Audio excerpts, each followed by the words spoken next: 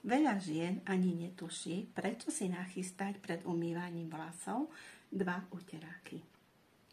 Volám sa Eva Štovková a na mojom kanále Vlasy plné života vám ponúkam rady, tipy a návody, ako sa starať o svoje vlasy, aby boli šťastné. Ďakujem za váš like a budem rada aj za odber. A teraz poďme, kedy používam prvý uterák.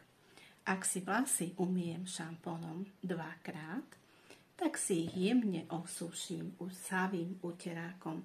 Prebytočnú vodu odstránim, aby vlasy potom mohli lepšie prijímať a byť lepšie oživené balzámom alebo maskou. Použijem masku, nanesiem na vlasy a jemne zmyjem vodou.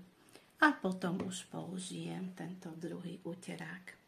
Vedela si, že takto sa má správne používať balzám alebo maska?